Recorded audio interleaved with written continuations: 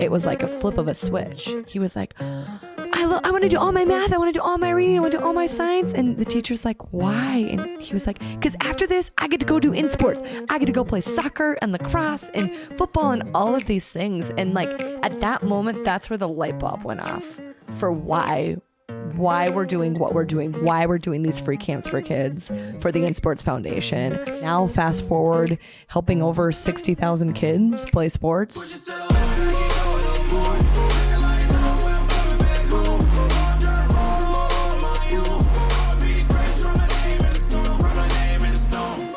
This is the Athletes in Sports podcast. I'm Max. We've got Andrew and Bridget here in the studio today. And really for the next 30, 40 minutes, we just want to take the time to describe like why we started this podcast, what the InSports Foundation is, who are we? And I'm sitting right now next to two of my favorite people in the whole world. And these two really help breathe the life into InSports and what we're all about. And I'm just so grateful that you guys are sitting next to me right now. You're gonna cry? Because I'm a little bit. But I don't even know where to start. Like, it's just crazy the fact that we're sitting here right now. We've been talking about doing a podcast for probably over a year. Yeah, and it's definitely been on the vision board.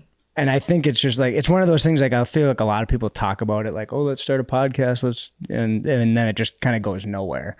But I feel like we've had some really unbelievable guests, and I've learned a ton from just the messages that we've heard, and they've been college athletes, pro athletes, business people, and it's just so fun to hear their stories and hear how in most cases sports got them to where they are today, but just all the different life lessons that have been pulled from these episodes. It's pretty fun to hear. Yeah. I mean, we used one last night with our son. We did. Yeah. He didn't throw his wrappers away, and Max was going to throw them away. And he's like, you know what? Nope, I'm not going to do that. Braxton, you come back here and you throw those wrappers away. So thank you, Lindsey Baumgren, for that tip. Well, like we all know the importance of sports, but like having the podcast and hearing it from others and just like being with like-minded people just like shows the importance of sports and why we do what we do.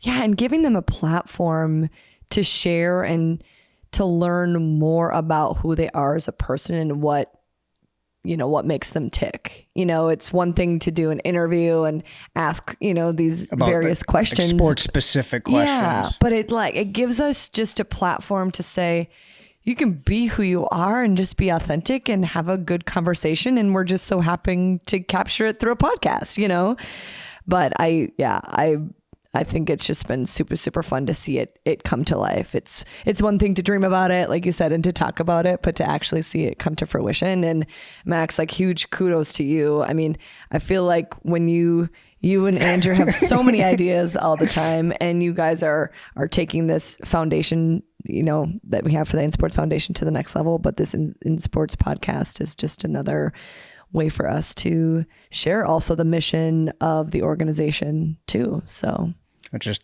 another crazy idea that we actually went through with. Yeah, one of the many. And it kind of that's kind of how the foundation started. Like, I remember I was a high school student, and I mean, I got to play any sport I wanted to growing up. I chose hockey and golf, and it just so happened to be two of the most expensive sports out there. I mean, the equipment, hockey sticks now are like $300 a piece. I think they were $200 when I was growing up. So like, just hockey sticks alone is really hard for people to afford. And I think I understood how expensive it was, but I really figured out that when we started doing things in high school to give back to the community, we went to homeless shelters, we went to domestic violence shelters, where there were kids there that I'm like, okay, there's no way these kids would ever be able to play a sport like hockey, like how expensive it was. Mm-hmm. And not alone golf. I mean, golf is expensive to book a tee time, for clubs, for the clothes. And there's just so many good life lessons, and it's such a good workout, and it shouldn't be like that. Like, it shouldn't be so expensive. But it is, and it's a business, and we get that. But I think that's kind of where the first thought of creating something to help more kids be able to play and stay physically active kind of came from, was those high school experiences where you're giving back and volunteering. And I'm just so grateful that our hockey team made that effort to want to give back. Well, and I grew up with a family of 10, right? And I have no idea how my parents got us from here to there all Bless the their time, hearts.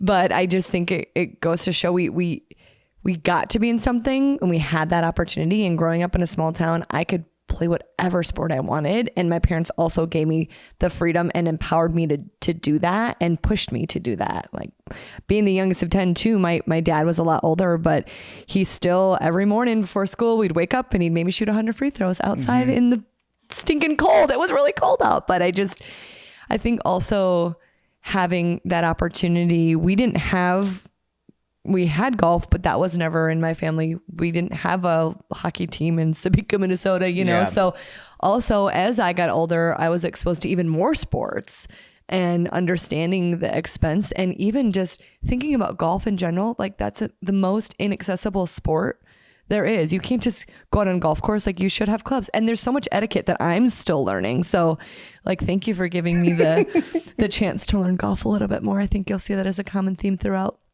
But I think it just lends itself to the concept that, we were fortunate. And at the end of the day, if you can find a way to give back, to give more opportunity for kids to have that chance, that can change the trajectory of their life, and they don't have to be the best. Like Lindsey Baumgren was talking about, like if you're average, you're good. And it's hard when you are in this whole when you have a really competitive mindset, like it's okay. Average is good. And I thought that was so powerful. Yeah. And I just remember too, because like hockey, for instance, was so expensive, my parents didn't just buy me the best stick. Like I had to work for it. Like I remember they're like, okay, I wanted this stick out there, and they helped me set a goal. And they're like, if you want it was like this Mission M1 blue stick. Yeah. I wanted it so bad. And they're like, it was probably the most expensive stick at the time. And my dad's like, and my mom, they're like, you've got to do, I had this hockey homework, this stick handling drills.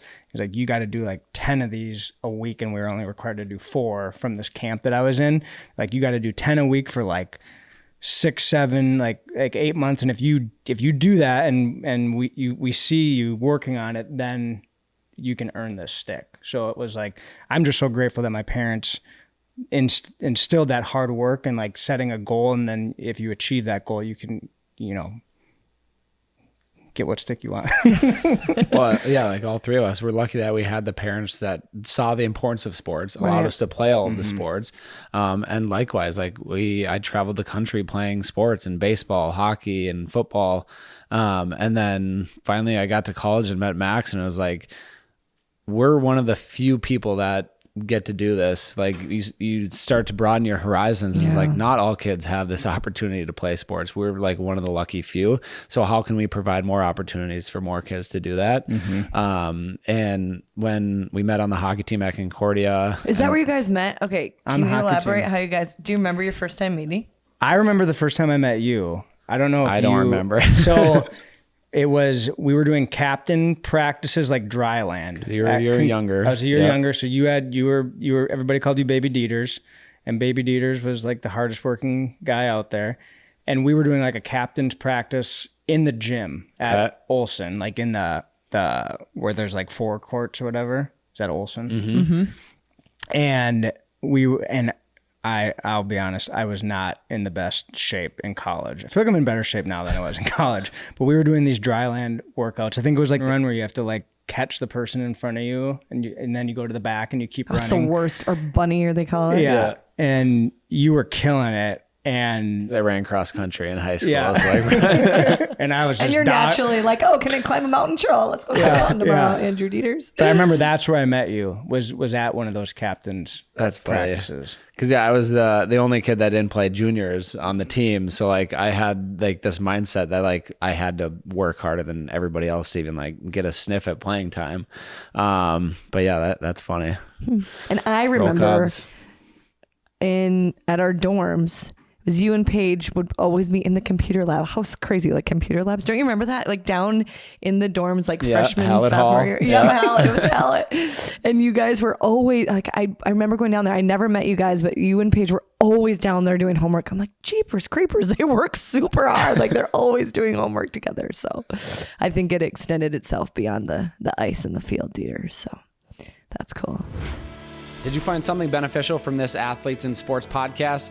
Please share this episode with a fellow athlete, coach, or someone who loves sports to help them reach their next level and help kids get in the game. Yeah, I mean, it just kind of goes back to working hard and good things happen. Yeah. I think my parents definitely instilled that in me. Like I was never the best, like early on, and then I mean, just hard work made it. When you were small, like together. you were little. Yeah, I was tiny. I didn't hit my growth spurt until junior year of high school. That's why I ran cross country up until junior year. Then the football coach finally saw me in the weight room. I went from like 130 probably to 150, 160 senior year, and he's like, "Well, we got a bunch of graduating seniors. Like, come play football." So I went out for the football team and did really well. Broke some school records at Sartell, and yeah, it was a fun senior year. Like that's crazy. Yeah, that was Friday Night Lights, just one year, and I'll never forget that year. It was just a blur, but like that was a really cool experience. What was it? Can you tell us the story? Friday Night Lights. Yeah. Well, just like what record? Like what records did you break? I was wide receiver, most touchdowns in a game, and receiving yards in a game. I had 4. Yep, it was.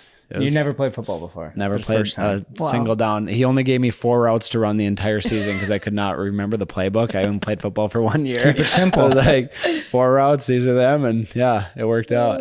It goes to show the other sports helped you out, right? Yeah. When you kind of did that with baseball at Concordia too, like you just focused on hockey all 4 years, and then hockey's done, and you go out for the baseball team. Or not go out, like the coach is like, please come play for us. Yeah, it just shows the importance of playing like multiple sports though, and like how they all relate to one another. Yeah. Which we like still instill in all of the kids that we impact through the foundation.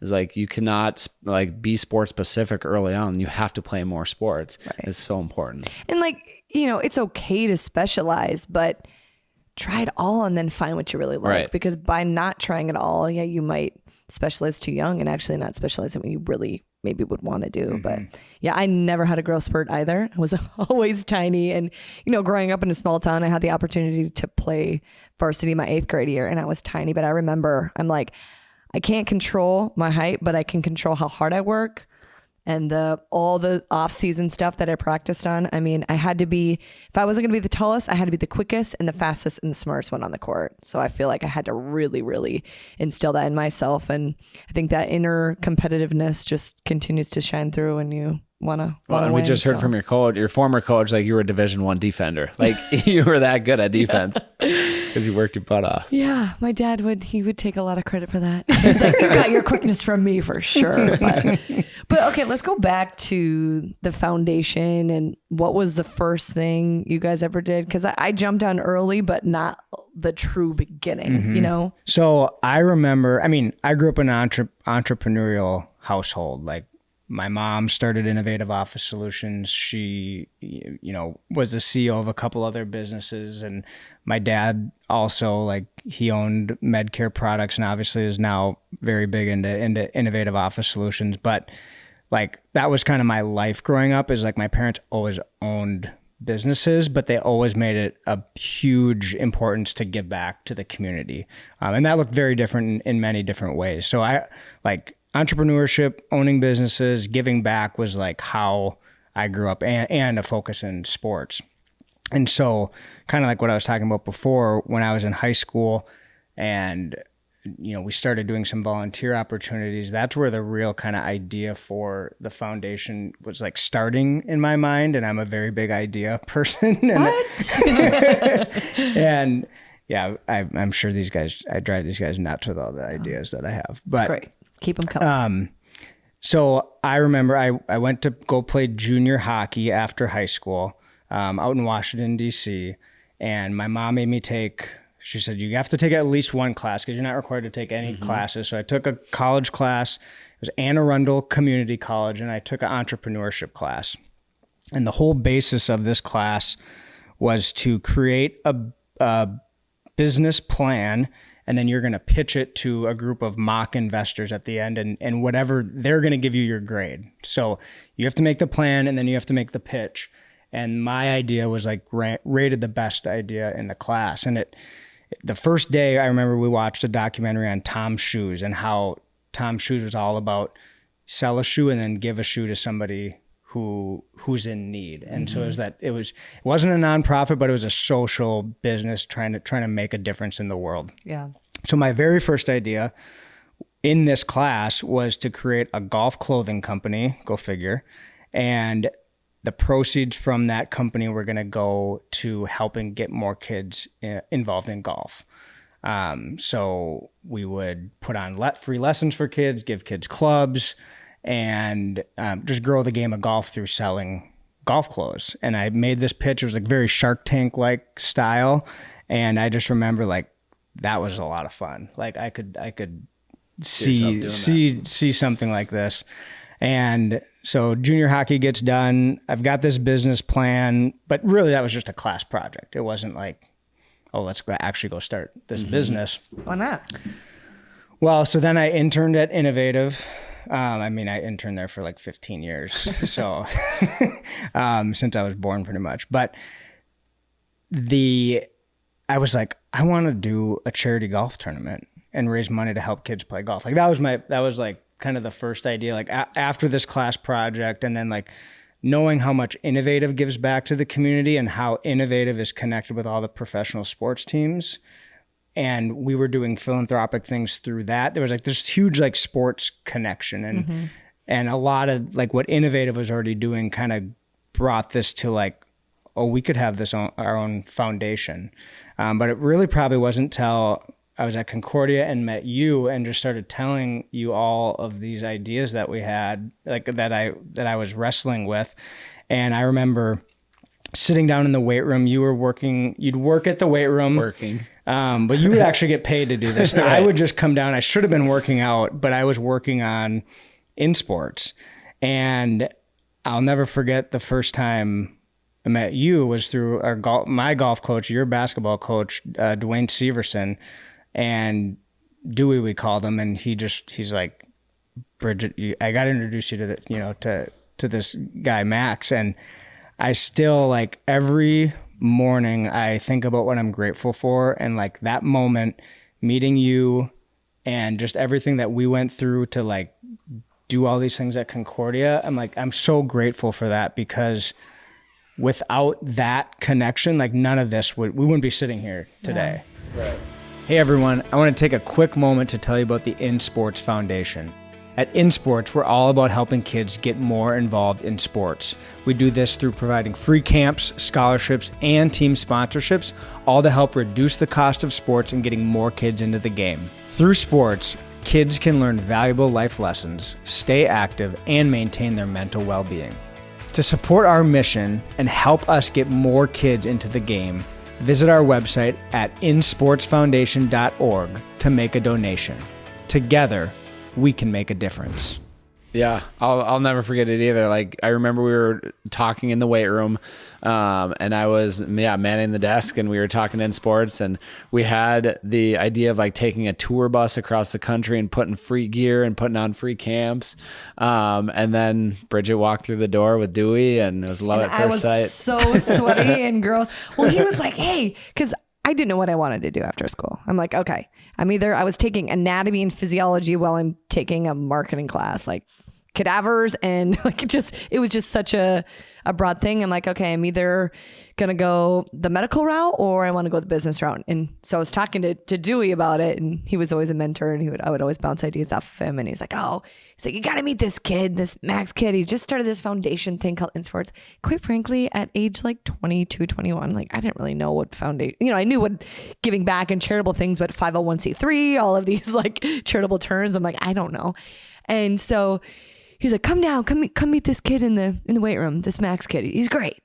And I'm like, okay, sure, whatever. And so I like walk in there, and yeah, it was like one of those moments, once again, I will never forget, like not only the feeling, but the experience of like when you meet somebody, you know, they're going to be in your life for some reason. At that moment, maybe I didn't know I was going to marry you, but maybe, I don't know, looking back, but knowing like you are such a good person, you have amazing energy. I know we're going to do something together. And he's like, oh, you know, no, Max, like no fear in asking people things or to help out with things. And he was like, hey, do you want to write this press release? And I was like, hey, I just actually wrote press releases for my communication class. Sure, I'm in. And we were doing some coaching seminar or something. And I'll never forget, you sent me a calendar invite through Outlook. I'm like, what 21-year-old sends me a calendar invite through Outlook? This? Like, what is happening right now? I didn't even know how to accept it at that time. I'm like, I don't have the right software. But yeah, anyway, fast forward, it was just like, then Andrew meeting you and just understanding your guys' passion. And I think at that point, you had kind of started to do some of the apparel things and figuring out how to, you know, raise money for the athletic team there at Concordia, and then putting on a first in sports day and, you know, transitioning to our first golf tournament. And, you know, it's so cool to see looking back, what, 11 years ago. Yeah. And, you know, putting on our first in sports day to help, you know, a free camp for kids, and, you know, taking that to the next level of putting on our first camp that we ever did with Minnesota Vikings Xavier Rhodes, and just all the entrepreneurial and all the ideas like coming to life. And now fast forward, helping over 60,000 kids play sports through all the things that we're doing is like amazing. And then Andrew, having you jump on board to be the executive director and having somebody put a sole focus on the foundation is just propelled. And truthfully from my heart, like, I think it's just the beginning, you know, I think sometimes it takes the whole idea. It's a marathon. It's not a sprint. Mm-hmm. And I think in our minds, it's so easy to, you guys are the visionary, you're the big picture. And I think my role is, okay, how are we going to execute? How are we going to get this done? What is the strategy? Yeah. But I think it's this perfect blend of balance. And I think you need both to be successful. But I think every year when we hear success stories of our summer and sports days, like little Johnny, he had to go to summer school and he had no interest in academics, right? He didn't care about math, didn't care about science. And his teacher's like, oh boy, okay, Johnny. And 2 weeks in, it was like a flip of a switch. He was like, I want to do all my math. I want to do all my reading. I want to do all my science. And the teacher's like, why? And he was like, because after this, I get to go do InSports. I get to go play soccer and lacrosse and football and all of these things. And like at that moment, that's where the light bulb went off for why we're doing what we're doing, why we're doing these free camps for kids for the InSports Foundation, and why that's propelled so much. And no wonder all of these school districts are coming to us asking to partner for our summer and sports days programming. And so I think it's easy to say, oh, it's so much work. Like there's always so much to be doing.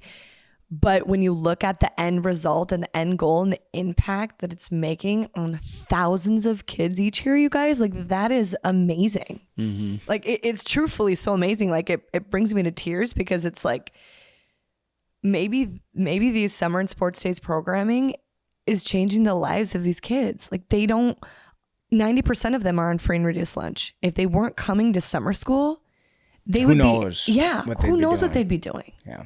So I think sports can not only change the trajectory of your life, it introduces you to so many people. And that's what, you know, the foundation has done even for me, for my life and, you know, my success as an individual. So I think probably the moment that I remember the most, just looking back 10, 11 years ago, was the first camp that we did up in Fargo for a hockey camp. Mm-hmm. And so we got connected with this church down in Minneapolis called New Directions. And these kids would play outdoor hockey through the church, and they literally played for the love of the game. It was like Mighty Ducks. Like they just loved to play. And I don't think they ever played a game or ever, you know, we're on a real official team. It was just like pure throw together joy of the pond. Yeah. And so we had a game versus Hamlin down at Hamlin's rink, and we invited all these kids to come play. And then they got to meet our whole team in the locker room afterwards. And well, we had this camp that we were going to do, and we gave them all applications, and we said we're going to pick 5 kids. Whoever applies, we're going to pick 5 kids to bring you up all expenses paid to Fargo, North Dakota, for a hockey camp. And I remember we got 12 applications, and we were like, well, we got to bring everybody. Like, if 12 kids want to come to Fargo, like, we're going to make it happen. And so we're 21, 20 years old, and we got a hotel block of rooms. We paid for it. We got transportation for these kids to come up to Fargo. We got 3 days worth of ice time. We invited kids from the Fargo-Moorhead area to come participate in the camp as well. And everything was free for these kids. And when the kids from Minneapolis come and step on the ice, I kid you not, like, kids had football helmets on. They're all using wood sticks from like the 1980s. It was Mighty Ducks. It was like, and then these Fargo-Moorhead kids had like the latest and greatest equipment. And, but I just, like, when we walked into Noodles and Company with these kids, and they were like, what do we do? Yeah. They've never been to a restaurant before. And their favorite part of the trip when we asked them was being able to swim in an indoor pool, because they've never stayed at a hotel that had a pool. So it was like, all the things that the other Fargo kids and us as kids like just took for granted, like that was just normal. But then you see the kids from any inner city Minneapolis, it's like, whoa, okay, we're like one of the few lucky ones. Yeah. Like when I grew up, we got to go to Chicago, Boston. Like, I got to travel the country and Canada for hockey, and bringing these kids to Fargo was like probably the highlight of their life. And this experience alone is changing these kids' lives. Yeah. That was definitely like the starting point of the foundation, 2014. It was like, okay, it made us feel like so good just giving back. Like, we got to do more of this. Yeah. Well, and then it was like we're in this kind of limbo mode of, we know what we're trying to accomplish. We know we want to help kids play sports, but like how are we going to execute that? And so now seeing it as these 3 programs, very kind of structured programs that we have for the InSports days that we do, and then the individual scholarships and the strategic team sponsorships, like, that's really cool to kind of see them actually evolve and develop. Right. When now, like, looking back 10 years ago, it was like, let's try this, let's do that. Yeah. Let's do, we had no idea what we were doing. but we had a mission. Yeah. Yeah. But I think that all comes down to, it's okay to try things, and it's okay if they don't work out. But I think when have a common goal, you have a mission that everything that you're doing is still trying to make an impact on, like, the mission of helping kids get in the game.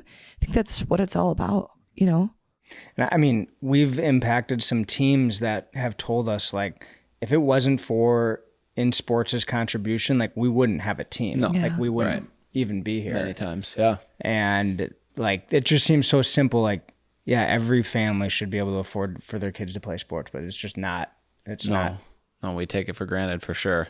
Yeah, and I think, like, the biggest message, like, through our InSports days too, is the importance of just physical education and, like, being active. Yeah. So we're providing that for 6 different school districts here in Minnesota, and even across the Midwest. We're doing programming just to get kids active. What people don't understand is kids are getting 30 minutes of phy-ed per week. Yeah, it's ridiculous. That's insane. Like, when we were kids, it was every day we were having phy-ed. And, like, it breaks my heart to see, like, why there's an obesity problem. Like, here you go. Like, these kids have to be active. So we're providing, we're breaking down that barrier, providing phy-ed teachers all year long, and impacting thousands of kids per year through our InSports days, which has been so cool to see it evolve. Right. And just, stats are on why we keep doing what we're doing. 70% of kids drop out of sports at the age of 13. And so why is that? And now it's like, well, it's too competitive. I didn't make the A team. I'm on the B team. I'm not as good anymore. Right. Or maybe they haven't been exposed to a sport that they're super passionate about. Maybe their parents threw them in lacrosse or threw them in soccer, and they would actually be a really good hockey player or a swimmer or something else, right? And then lastly, obviously, the financial barrier. So it's also been fun to see us really combating the why and staying true to kind of those whys behind it, which is super powerful. And now launching our Be the Best You program, which I think is also just the beginning. I think we're going to continue to evolve that, but having that all, we can captivate. We have 200 kids at our summer and sports days. And so how do we continue to enhance it or make that better? Not only just the physical aspect, but what's that mental component? So having our Be the Best You curriculum, talking about goal setting, talking about self-regulation and self-confidence in these kids. And it's a 15-minute, conversation, but if you can get one nugget out of it at the end, I think that's enough, that's truthfully enough. Definitely. Well, I just want to thank you both for everything that you guys have done for InSports and the foundation and starting this podcast. And I know we've got plenty more conversations that are coming up with our guests and just between us. And I'm just trying to make a huge impact on kids and adults and just anybody who wants to listen to us. Yeah. Being the best version of yourself. Love it. Awesome. Thanks, guys. Thank you, guys. Thanks.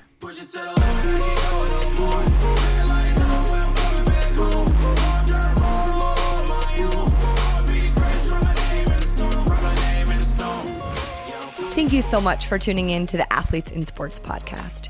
If you enjoyed this episode and want to hear more from inspiring athletes, we encourage you to subscribe to our podcast and follow us on all of our social media channels.